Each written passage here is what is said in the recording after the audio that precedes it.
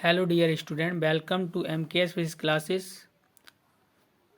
आज से हम dear student 12th board exam के लिए क्वेश्चन देखने वाले हैं, डेरिवेशन देखने वाले हैं जो बोर्ड एग्ज़ाम में आपके पूछे जाते हैं।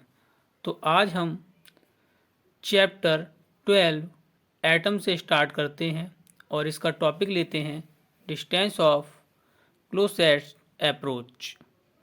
इसमें क्या होता है, इसमें एक न्यूक्लियस होता है और न्यूक्लियस से कुछ डिस्टेंस पर एक अल्फ़ा पार्टिकल को इस तरह मूव कराया जाता है, ठीक है।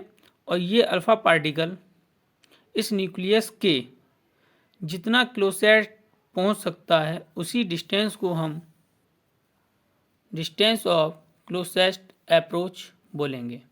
देखते हैं इसके डेरिवेशन के लिए। As the alpha particle approaches the nucleus the electrostatic force of repulsion due to nucleus increases and the kinetic energy of alpha particle goes on converting into the electrostatic potential energy at a certain distance r naught from the nucleus.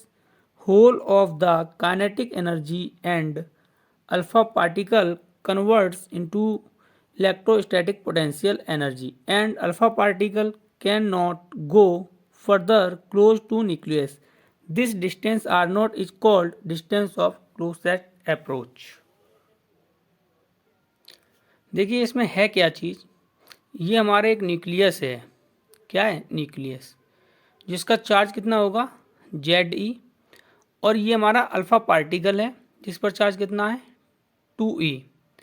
Alpha particle को nucleus की तरफ project किया जाता है किसी speed से, तो ये जैसे जैसे न्यूक्लियस की तरफ बढ़ता है, न्यूक्लियस की तरफ धीरे धीरे जैसे जैसे बढ़ता है, क्योंकि इसे हमने क्या दे रखी है, स्पीड दे रखी है, तो इसमें एक काइनेटिक एनर्जी है।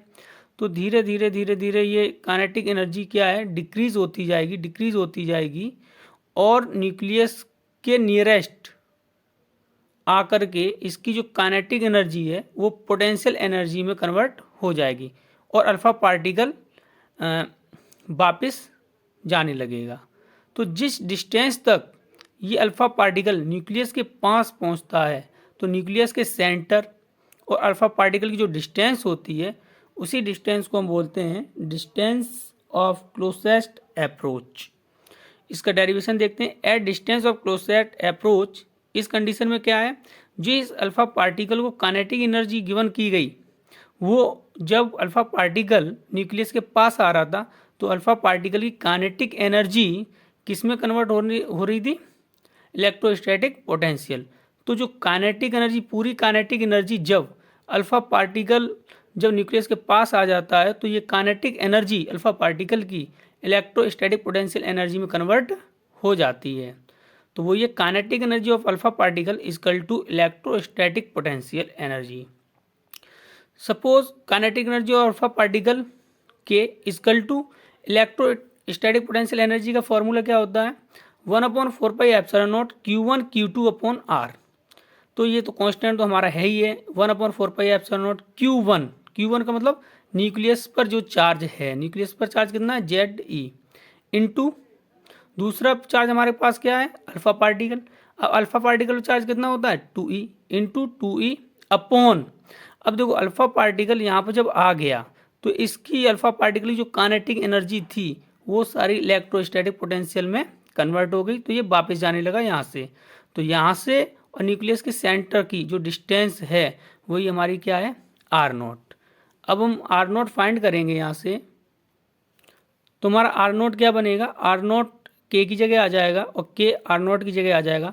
तो r0 equal to 1/4πε0 into 2Ze into क्या हो गया E²/K। Dear student, 12th board exam में अच्छे नंबर डालने के लिए चैनल को सब्सक्राइब कीजिए और पर डे रूटीन से देखिए। Thank you.